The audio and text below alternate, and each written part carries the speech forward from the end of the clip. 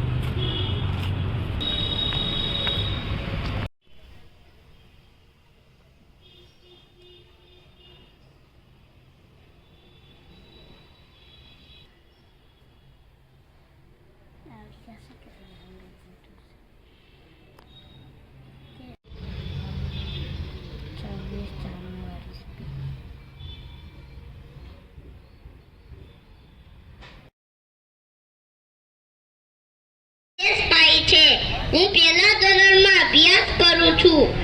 હું 26 જાન્યુઆરી વિશે થોડું કહીશ, તો આપ સૌ શાંતિપૂર્વક સાંભળશો. દેશ સલામી ઇસ तिरंगे को, देश सलामी इस तिरंगे को, जिससे तेरी शान है, जिससे तेरी शान है. सर हमेशा ऊंचा रखना, सर हमेशा ऊंचा रखना, जब तक दिल में जान है, जब तक दिल में जान है. आदरणीय ट्रस्टी श्रीઓ, પ્રિન્સિપલ શ્રી, પધારેલા અતિથિઓ, અમારા શિક્ષકો તથા મારા વહાલા ભાઈ બહેનો, આ પાવન અવસર પર આપ સૌને ગણતંત્ર દિવસની ખૂબ ખૂબ શુભકામના. આપણો દેશ 15 ઓગસ્ટ 1947માં આઝાદ થયો, પરંતુ આપણું સંવિધાન 26 જાન્યુઆરી 1950માં અમલમાં મુકાયું. આ દિવસે આપણો ભારત દેશ ગણતંત્ર બન્યો. આ કારણથી આપણે 26મી જાન્યુઆરીના દિવસને રાષ્ટ્રીય પર્વ ગણતંત્ર દિવસ તરીકે ઉજવીએ છીએ. ભારતની સ્વતંત્રતા માટે ઘણા બધા નેતાઓએ સંઘર્ષ કર્યો છે. ઘણા બધા વીર જવાનોએ પોતાની પ્રાણોની આહુતિ આપી છે. આ બધા જને આપણે યાદ કરીશું અને કોટી કોટી પ્રણામ કરીશું. આપણે પણ આપણા દેશ પ્રત્યેની જિમ્મેદારીઓ સમજવી જોઈએ. આપણે શિક્ષા, સ્વાસ્થ્ય અને પર્યાવરણ ક્ષેત્રે કામ કરવું જોઈએ.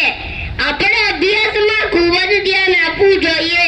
જો અત્યારથી ધ્યાન આપીશું તો જ આપણે આગળ વધી શકીશું. અને હા, આપણું સ્વાસ્થ્ય પણ ખૂબ જ અગત્યનું છે. જો આપણું સ્વાસ્થ્ય સારું હશે તો જ આપણે પરિવાર, સમાજ અને દેશ માટે કંઈક કરી શકીશું. આપણે પર્યાવરણનું પણ જતન કરવું જોઈએ. વૃક્ષો ઉગાડવા જોઈએ, હવાને પ્રદૂષિત થતી રોકવી જોઈએ.